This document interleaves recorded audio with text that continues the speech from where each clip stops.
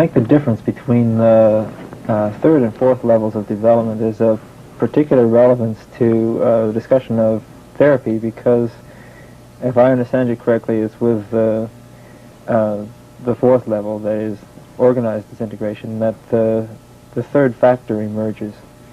One suggestion is, I think, that at that stage or level of development, something like autotherapy begins to be a real possibility.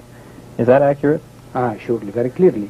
This means I think that third level, this is genuine level for heteropsychotherapy, which is beginning of autopsychotherapy. And fourth level is completely, this is the field for clear autopsychotherapy. This is not even needed any heteropsychotherapy. Well, in the beginning for 1, 2, 3 sessions, that's all.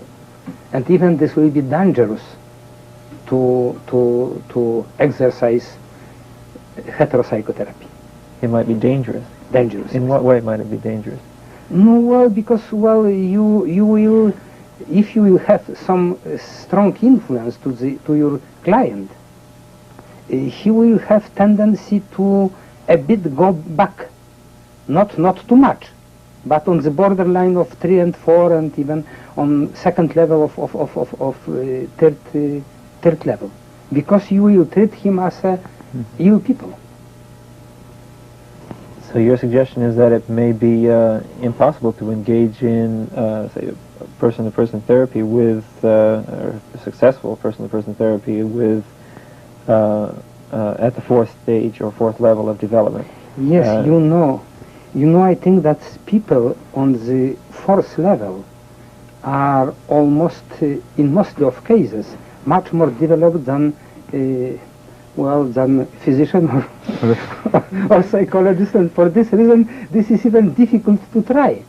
A physician will be too sure of himself if he will have tendency to normally treat the patients on fourth level. Physicians have not this tendency to learn something from patients, and in relation to this level they should learn. Not have prevalence of tendency to treat, but excuse me, please, even in this way to be treated very often. You mentioned the third factor emerging here. Yes. It's something we haven't really discussed or asked about.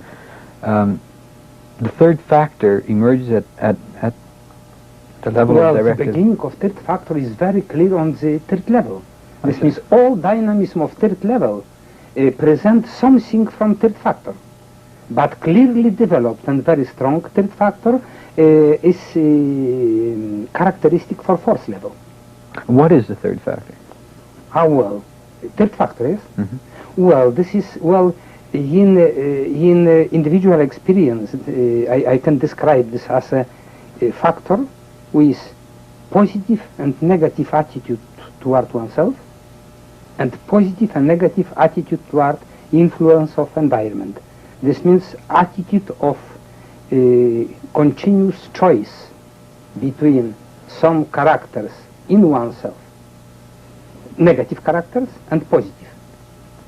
Third factor, see clearly what should be eliminated, what is negative in your inner psychic milieu, and what is positive. And little by little it accepts positive sides and rejects negative, and the same in relation to external environment. For this reason, positive maladjustment on the highest level is acting in the field of third factor. I repeat, this is continuous attitude to choice. So it's a rejection sort of what is given biologically, yes, and also what is socially determined. The same. It's an attempt to transcend it? Surely. And well, why third factor? Because we have first factor, this is constitution, heredity, second factor, environment, and this is third, autonomic, authentic factor, who decide about negative or positive attitude toward first factor, and negative and positive attitude toward second factor.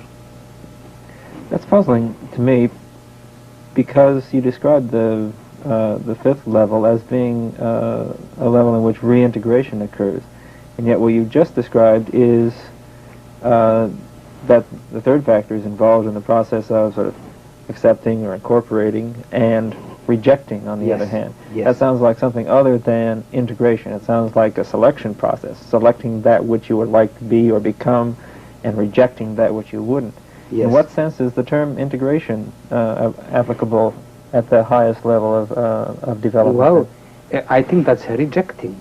This means negative attitude toward oneself, some characters of oneself, and toward the environment means preparation for a higher level of integration.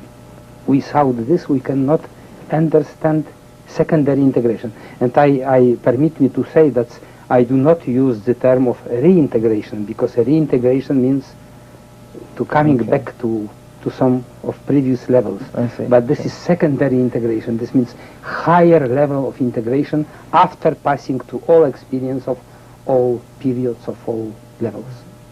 Could you characterize, if possible, the nature of that highest level of integration? Surely with pleasure. Well, only permit me to say that on the fourth level we have many other dynamism, characteristic and well, specific for this level. This means object-subject in oneself, higher level of empathy, ability for auto-psychotherapy and self-education, and so on. You have plenty of such dynamism. They are always present at the previous levels. This means you can see object-subject in oneself, third factor, on the third level, only not so clearly elaborated, not so consciously elaborated, not so systematized. For this reason, fourth level means multi-level disintegration, organized, systematized. And now, well, your trial to answer for your questions. For your question, well, you know that this is the most difficult for me to describe clearly. This means with participation of emotional experience, to describe fifth level, because I do not feel myself ready to describe this. This means I can intellectually or objectively only to know something about this, but not by my own experience. And for this reason, well, this is very difficult. But what I see as prolongation of fourth level, I see such a dynamism like autonomy, high level of autonomy. Well, this is continuation of action of third factor. Authenticity. Next, you have responsibility, but responsibility never based on something like external conditions of contract, but responsibility on the basis of sensitivity. If you are sensitive toward many form of reality, you are responsible without any formal obligation. And ideal of personality. This means you see clearly, like something concrete, your ideal of personality. And you are on the level of personality, because secondary integration means a level of personality. And well, one more, if you permit me, I will answer for the question also of Leo. This means here at the level of secondary integration, and this means personality, we see two highest characters which are very, very, I think, significant for the personality level. This means two essences. And this is, I can repeat, not only psychological but philosophical approach. This means they are two essences, individual essence and common or social essence. And what is characters of individual essence? Well, briefly, I can say that individual with such a level present something like very important stable interests. So, well, this could be social interest, artistic interests, well, many others, even political interests and so on. Next, this will be such a character toward exclusivity in friendship and in love and so on. And third, this will be conscious identification with oneself and one's own history of development. These three characters, perhaps we can have many others, but they are dominant, present something very individual and very stabilized. Next, from the side of common essence, we have, as I already discussed, empathy, highest level of empathy, responsibility, autonomy, authenticity, and others. And these two essences form, well, express the highest level of development of personality. And one more thing. All such qualities are not changeable from the point of view of qualities, but they are changing quantitatively. They could increase, but central qualities, as I presented, are not changeable. And this, I think, this is not only psychological problem posed in such a way, but also philosophical. This is basis for, I can say, for identification with oneself and identification with level of social tendencies. This means you are stabilized. You see yourself as qualitatively unchangeable, as idiomatic, as somebody who is, if you permit this, not in metaphysical sense, but eternal. Something like genuine, something like unchangeable. You can develop yourself more and more, but quantitatively. Well, you can elaborate even new qualities, but they will not take place of the central qualities, which are self-conscious, self-developing, chosen, and educated. How does this compare with the development of an identity which you regard as worthwhile? The term identity is one that frequently recurs in the psychological literature, and I'm wondering whether it has a place in the highest level of development that you're describing.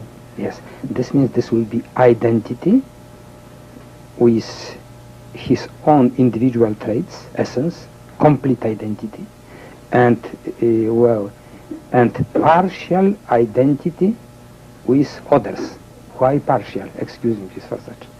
Why partial? Because I cannot accept that this is possible on the highest level. Complete identity with others. You can have complete understanding, help, empathy, but never complete identity, because you will be lost in this. You will be annihilated in this. And even I think that's conditio sine qua non to have high empathy toward others, high understanding, high level of help. This is conditio sine qua non, is to preserve his own identity and not be identified completely with others. People who identify completely with others is rather on the low level. For instance, primitive syntony of some sample models, they how I can say, not remind about their own personality, but sacrifice all for children, without reflection, without understanding, but they are in syntony. And this is something like very dangerous. This means I accept identity, processes of identification with oneself and with one's ideal, but partial identity with others, which is very high. Perhaps this term partial is well something like introducing something like not very high level, but this is very high level. Is there anything at the second level or second level of integration? It seems to me that there's a possibility of loss of freedom. You talked about stabilization and presumably the coordination of all the dynamisms at this level. Does this preclude freedom to act? You know, freedom, this is, as you know yourself, this is very difficult problem. I think that we are never free in such a current opinion about freedom. This means at the second level, perhaps, we are much more free in relation to some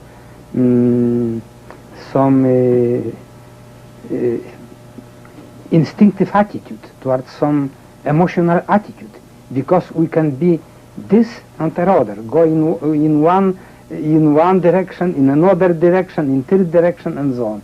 And perhaps this is something like spurious freedom, I can say.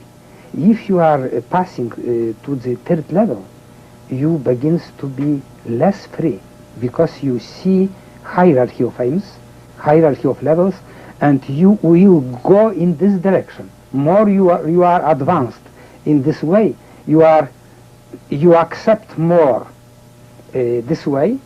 You are not free, but you accept this lack of freedom as something very valuable. And next, on the fourth level, you are more and more not free, but your personality begins to be free. And at the level of personality, this is any freedom in your inner psychic media, only your personality is, I can say, auto-deterministic. You think that you always will do such and such things. This is impossibility to choose something. You cannot choose something bad, something negative, never. From this point of view, you are not free, and from another point of view, you are completely free. So the lack of freedom is in part limiting yourself to some call to what ought to be, rather than what you just simply choose to make. To your personality and to your unchangeability of your basic qualities. And you like this, that you are not here, you are not free, because you will be somebody spurious. You will be not yourself. Your distinction between common essence and individual essence at the level of personality is really an attempt to allow for individual differences at that level. Yes, is it not? Yes, very clearly. This means we have common traits, and we have individual traits, and each from these two essences are conditions sine qua non for activity of another. If you will, how I can say, lose yourself, if you will dissipate yourself, you will never present your social essence, your reflective help, your conscious empathy, because you will be annihilated. Notice that one of the things that seems to be absent from the description you've given of the second level of integration is level of self-awareness. I'm wondering whether this is of secondary importance at that high level of second level of integration, or whether it is of primary importance. Of primary importance, perhaps I did not mention about this, but I mentioned in relation to fourth level, and fifth level is continuation in relation to qualities of the fourth level. This means surely self-consciousness means very, very important factor on the fifth level.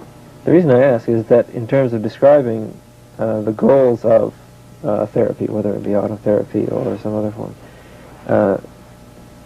Some orientations have placed primary emphasis on the role of self-awareness, being aware of yourself almost regardless of whether you're satisfied or dissatisfied with what you find when you are. It seems that your description is one which is at least more complicated in that you are describing the importance of self-awareness, and secondly, some judgment, moral judgment about the rightness or wrongness of what you find. Sort of the neutrality, or the attempts at maintaining neutrality in some therapeutic orientations would, I imagine, in your position, be detrimental to development. Is that right? No, perhaps I do not understand your question. Well, I'm suggesting that it may be possible for someone to know himself well. Yes. And to live a life without pretense, but to live a life with which he is very dissatisfied, and he may even be making choices with which he has, in effect, no sympathy. He may be choosing to do things which are other than what he feels he ought to do. But he may be aware that he is making the choice. He may be aware that he is being something other than rational within his own framework. Yes, I understand. So well, self-knowledge then is something short of the characteristics that you describe as I do not think the highest so. level. I do not. I think this is very strict collaboration on the higher level of development between self-consciousness and moral judgment and moral feelings. This means, well, individual is very conscious that his way of development is very difficult, very often not pleasant, but he knows also that this is only way to develop himself. And like Spencer told us, I prefer to be, how I can say, unhappy Socrates than happy, how I can say, pork. Pig. Pig. Excuse me, please. Well, this means this is not this is in some extent well, rejection to the marginal, the factor of pleasure or displeasure, but introducing to the center the factor of development. And this development is based on self-consciousness and moral judgment and empathy and so on and so on. But it also suggests that it is a combination of the two, as if those two cannot be independently considered a criterion for or a goal for treatment. Because it seems to me that an individual may be doing what he feels he ought to do, but do so without any degree of self-awareness.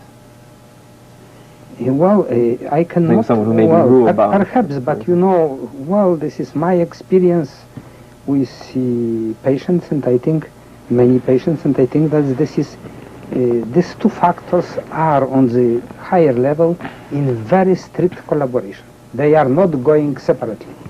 They could go separately on the second level, beginning of third level, not on the fourth level.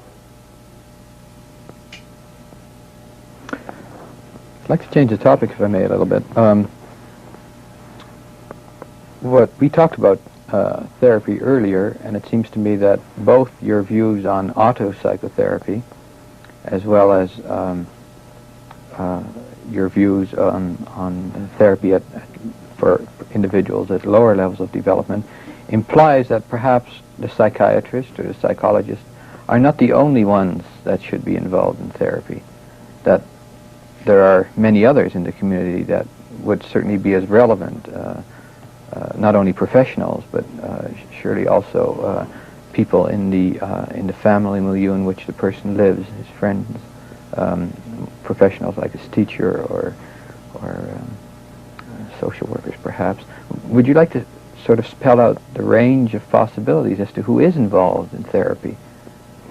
And well, even I can begin my answer in this way, that future society should not permit the elimination of other people besides of psychiatrists and psychologists in treatment.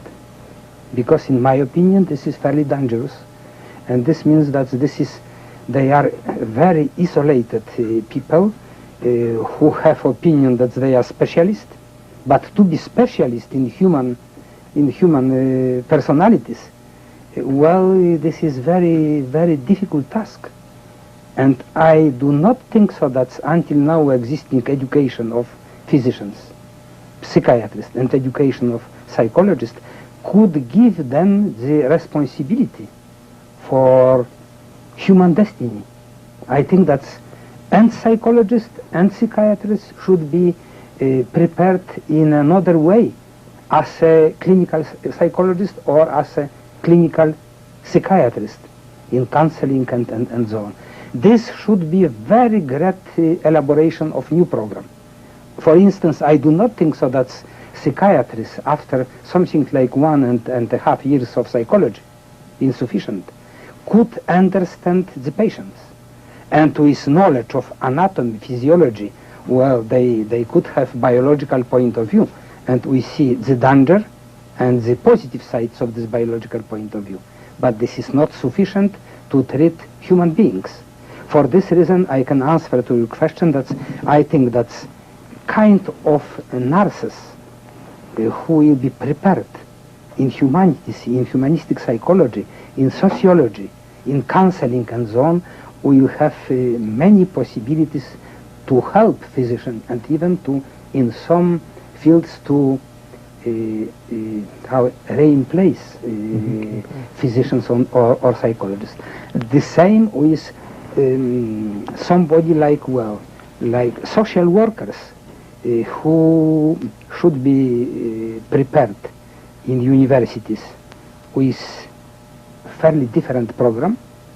This means with also much more emphasis of psychology, of psychopathology, even of sociology, of philosophy and so on, and could be educated as, how I can say, as a very high level of dilettants.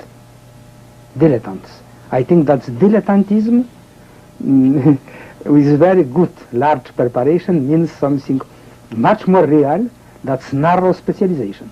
And in reality, narrow specialists are much more dilettante in reality, but they appear as not dilettante in their opinion about themselves.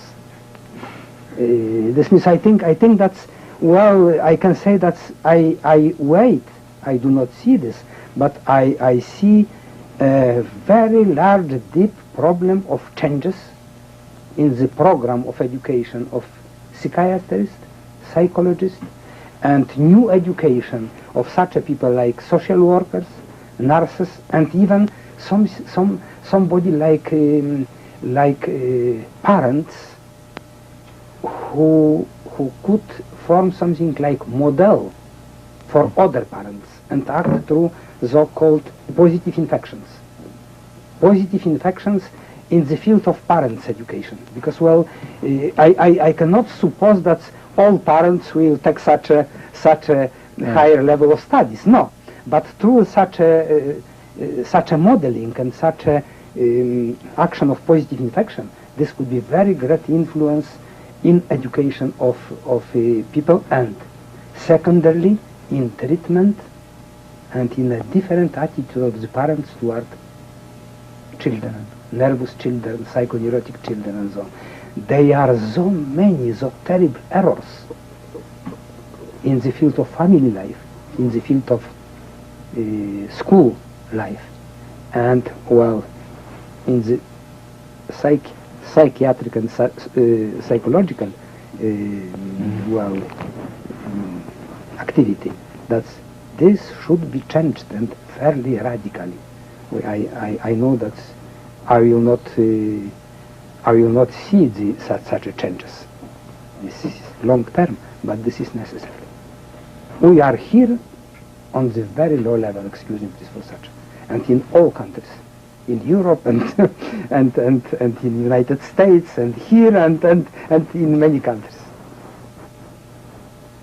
Well, And after all, if the theory of positive disintegration will help partially in something, I'm not sure how largely, this will be this problem of completely different treatment of nervous children, of gifted children, this is together, of psychoneurotics, and some borderline of psychoneurosis and psychosis called by Abeli, as you know, schizoneurosis. What I find perhaps most interesting when you get enthused like this is that you seem to be reinforcing neurosis, which is very, very strange, I think, in some ways. You do that by, I think,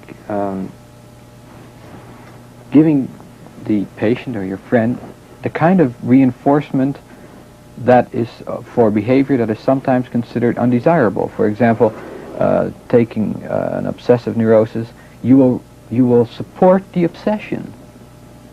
Yes, completely this, but well, permit me to explain my point of view.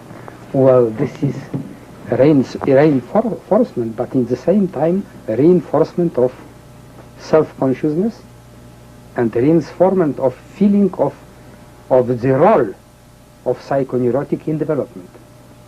Even if you will reinforce psychoneurosis, but in the same time you will reinforce program for positive development and self-consciousness, you will give a possibility to change lower level of psychoneurosis to higher level of psychoneurosis.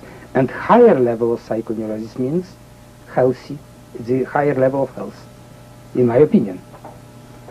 So because you have here sensitivity, you educate such a people toward sensitivity and toward richness, toward creativity, and surely in the same time toward some difficulties. Some difficulties because you stop to be very simple man, you are complicated. But well, what Socrates told you? You know why he committed suicide? Because well, the judges told him that he transformed the simple things toward complicated things, and this is always these things.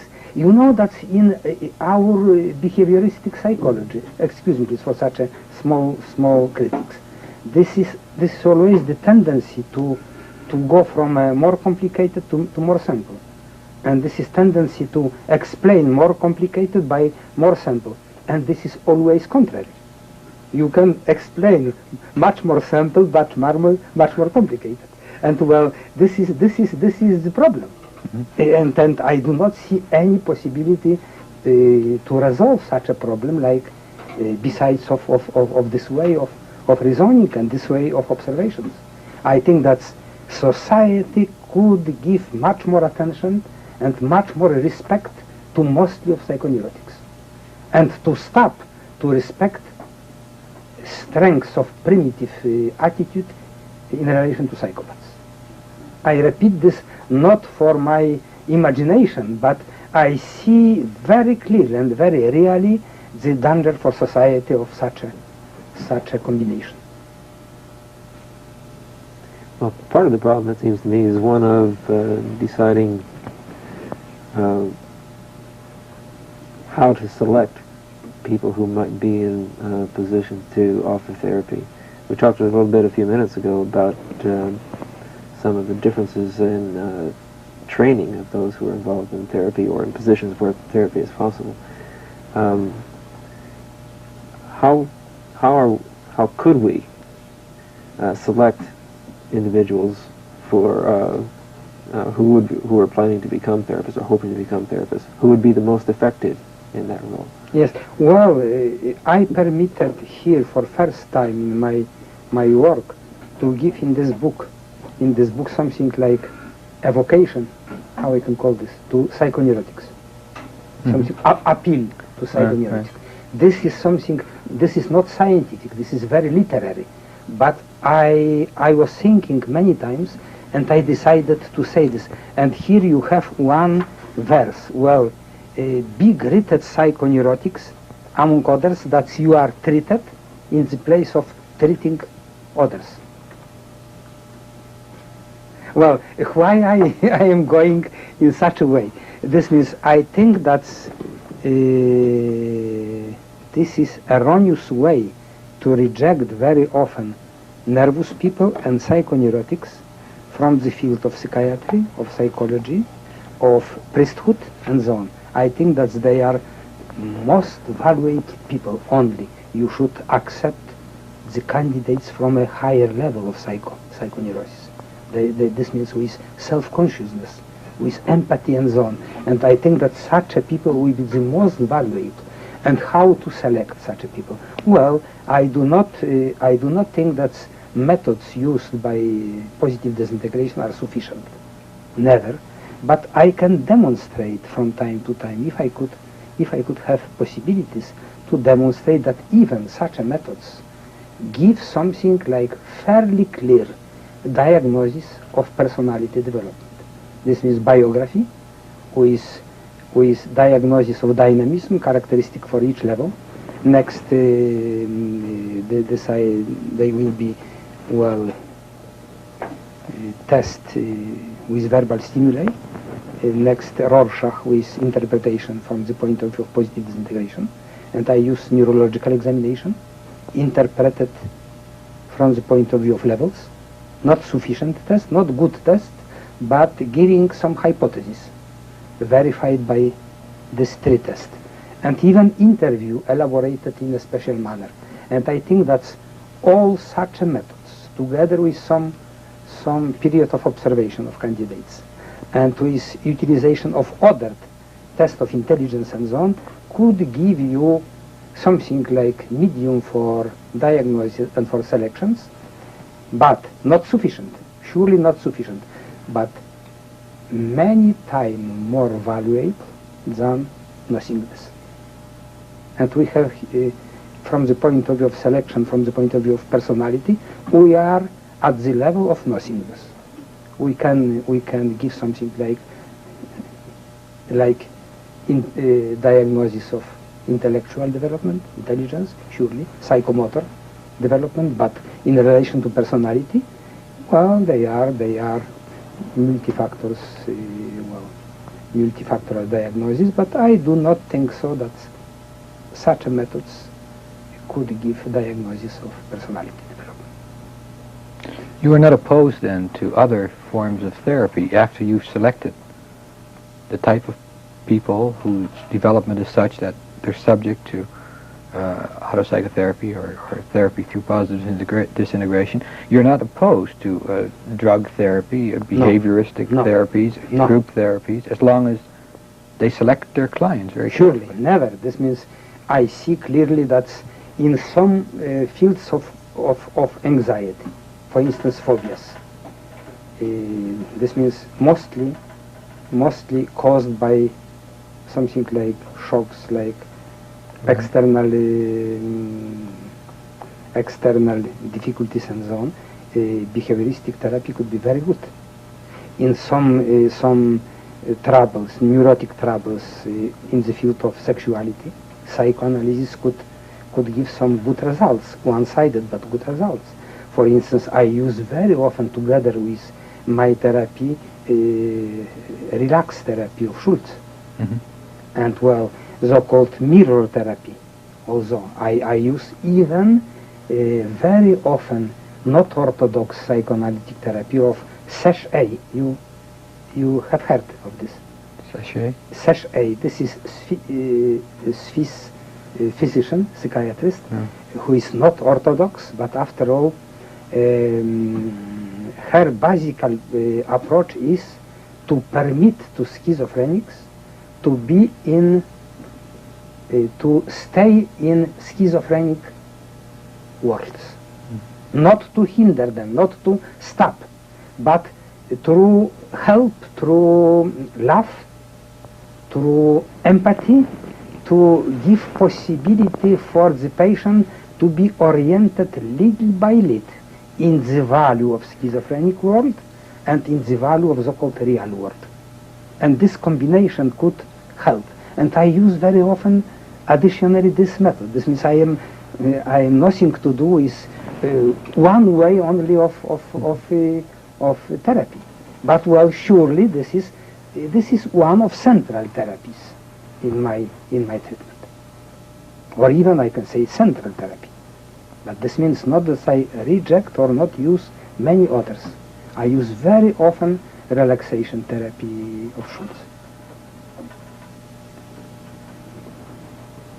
What you said about encouraging the schizophrenic to sort of accept the value of his schizophrenic world suggests to me that there are times when chemotherapy may interfere with that process. Yes. By reducing the level of excitement that is characteristic of the schizophrenic's world, you may actually interfere with the natural developmental course that individual may be on. Would you agree with that? Well, surely this means, well, I have one, I will give you an example. As a very young psychiatrist, I have been, well, a physician. I have had division there. And, well, I tried in my first year of practice to persuade many psychotics that they are not right in a good way, but after all, I discussed this. And, well, one lady tried to beat me, but terribly, with something from, well, something very hard. Well, because she have had something like, well, how I can say, obsessive thinking or more about the place of his activity, and I know this, that she never have been there, and I discussed with her. My dear lady, you have never been here in this place, in this town. And well, this was her reaction. After such an accident, I never tried to persuade them and to be against. Rather, in a very mild way, to give all sympathy or empathy and to stimulate something like interest in many things. And I have seen one of the best institutions near Paris, yes, for children. They have had their psychoneurotics and nervous children and schizophrenic children, autistic children.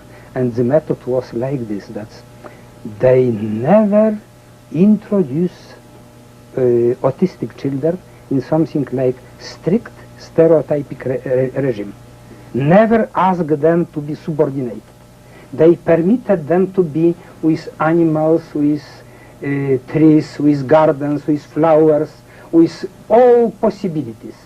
And they waited for something like active interest from those children. And very often they were waiting 1 year.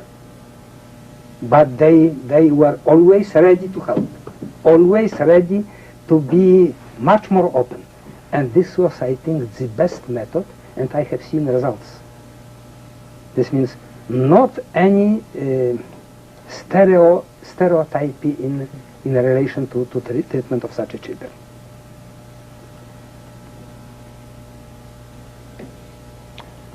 Go ahead. I want to return to clinical practice for a moment. You talked earlier of your ability to see through art or music, through an external manifestation of someone's creativity, to be able to assess what level they were at least to a reasonable degree. How do you approach that same problem with a client or patient, friend, let's say, who comes to you, who is neither an artist nor a musician or any of those other things? What are the signs you look for? Do you ask them to write or paint or draw? No, but I have always interviewed, or I ask him surely to bring me, if they have something from painting or from sculpture, to bring me this, if they agree with this. And very often I see such a exposition. And next, one of our tests is test of biography, where I ask to write very largely about all abilities, how I can say, experience, emotional experience and so on. And I have in each case such a testing. This means for about 8 pages, well, biography. And I meditate on this. I take this, I go through one or many times, and I am acquainted with all this. This means also with social activity of people, with all emotional difficulties, with abilities like art and poetry, drama, and so on and so on. And after I discuss with them many things. And as I told you, I like very much, this is not possible always, this is rather about 30%, perhaps 25%, but I like very much to go, to have contact not in my medical room, how you call this, but well, to promenade, to go with people, to go to the restaurants, cafeteria, promenade, theater, cinema, excursions and so on. And I think surely physician in such a condition or psychologist should have very great moral responsibility for the client, because you know such a conditions would be very difficult and even sometimes disastrous. But if you have complete moral responsibility and you see clear interest of the patient, go. What you're suggesting is something that would place an even heavier responsibility on therapists in practice now. At least those therapists who prefer to spend that 1 hour a week with an individual. You're suggesting something that's far more time-consuming and certainly surely. This much means more personal. this should be should be mixture of methods, complicated methods, partially this, partially another. But well, I avoid this. I accept this. That's well. I treat the profession of physician, of psychologist, as something as something. Permit me, as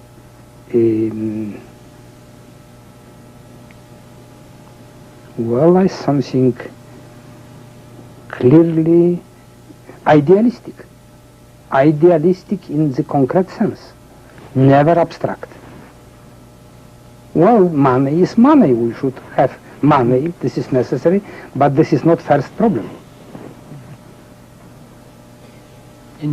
When you go on with your levels and talking about the treatment of psychoneurosis, I get the opinion from your book and from your theory that as a person moves up the levels, he becomes a more complex organism. He's hierarchically arranged. He's got more value judgments involved in everything.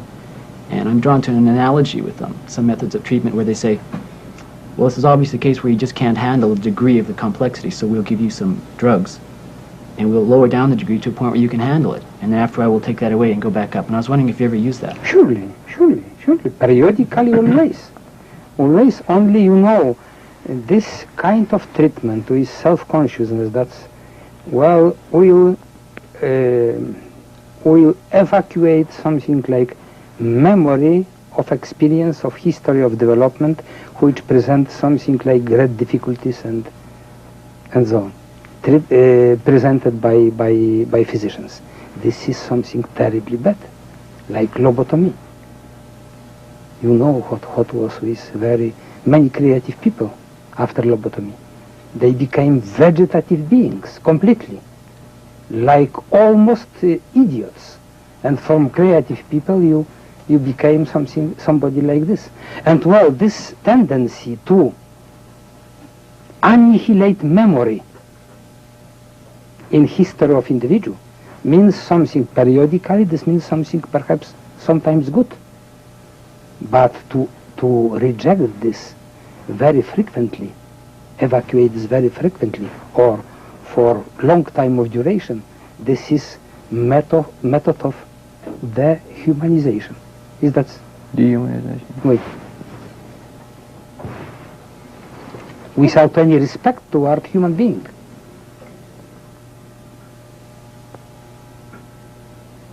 This is like silence in relation to shock therapy. Well, we'll do shock for 100 people, and will lie in silence and in immobility. And this is love. Cure. Cured. Yes, please excuse me. What is your opinion of sensitivity groups?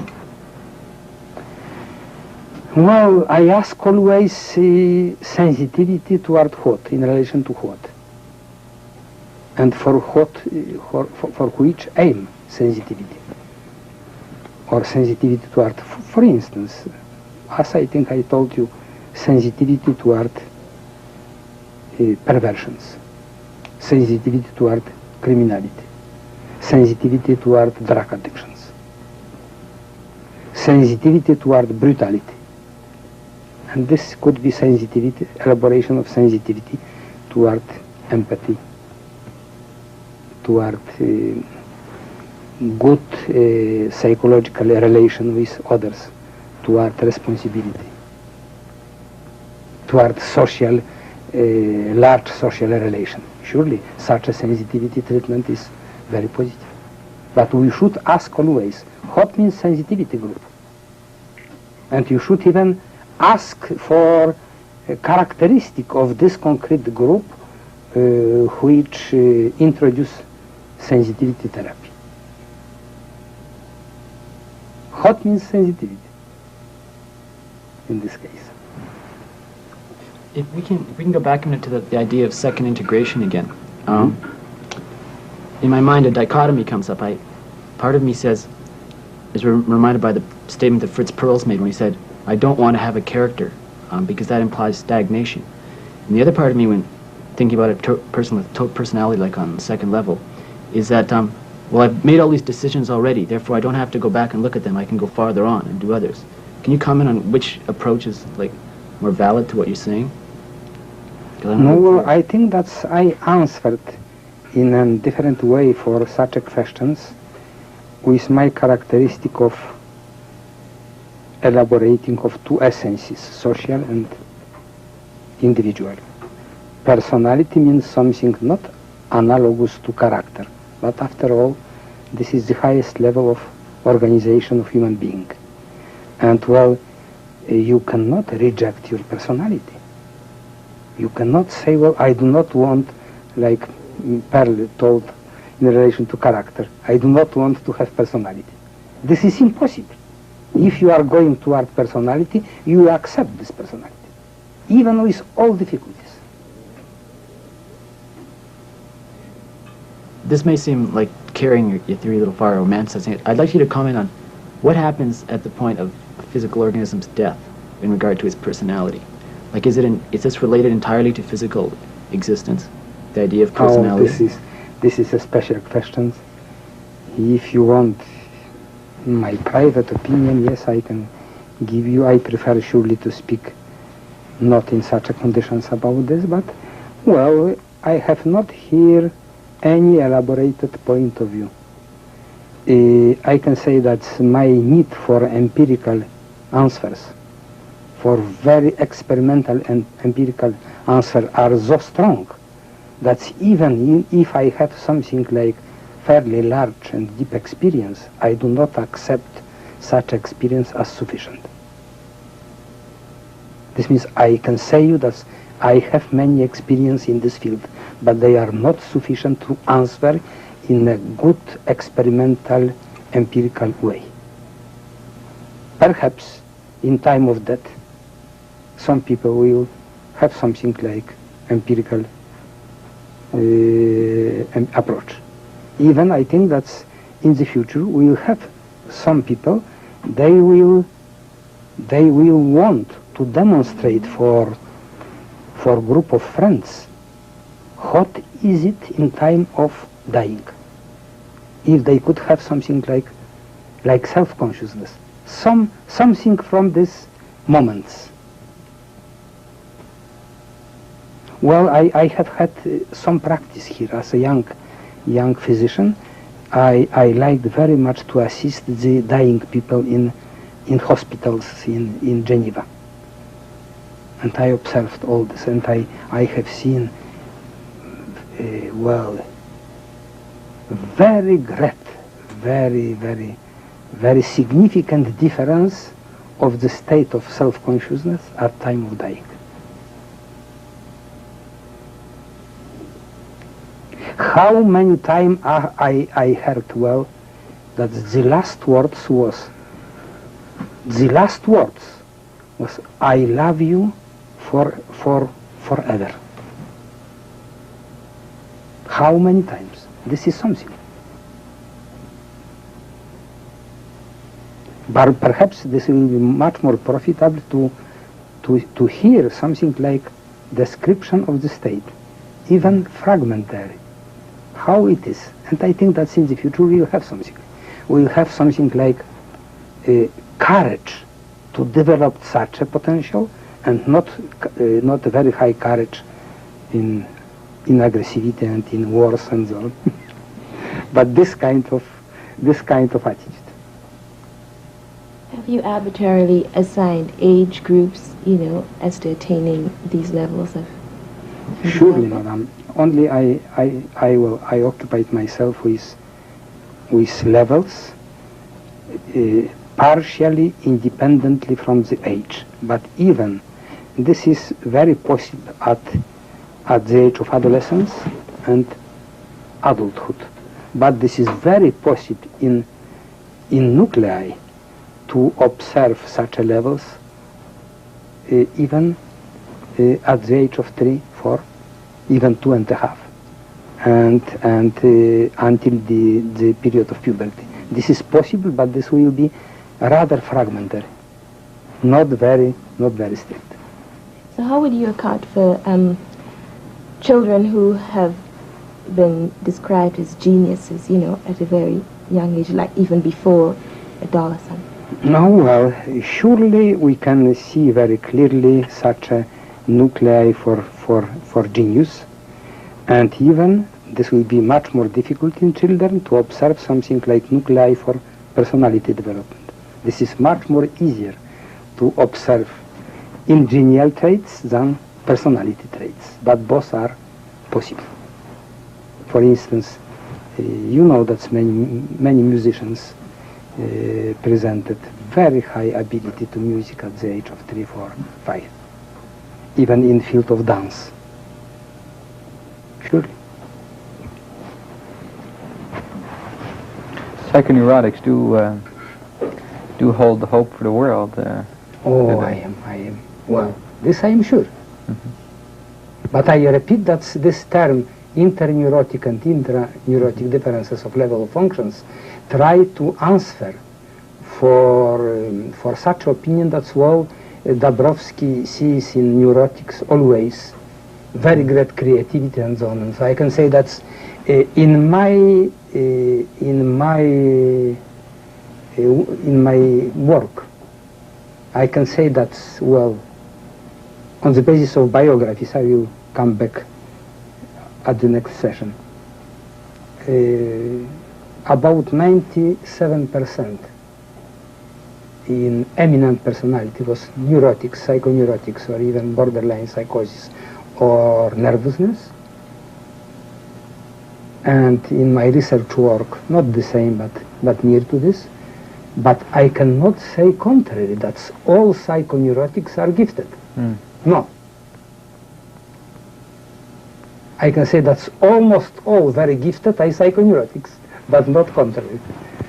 And well, this should be accepted, because, well, I have heard many opinions about one-sided opinions about this. But with respect to the goal of psychotherapy, then would you see a possibility that perhaps those psychoneurotics that do not show potential for productivity or creativity, perhaps if they integrated at a lower level, they might well make some type of contribution, or at least fulfill certain roles in society, which the neurotics at a higher level would not fulfill. And I underline this in my book on psychotherapy, which is prepared for publication.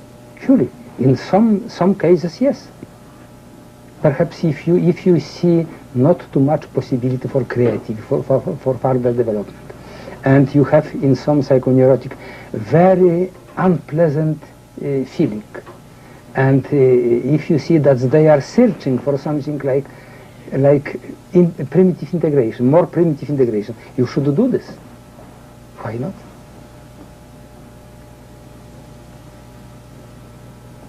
But in mostly of cases, this is not the case.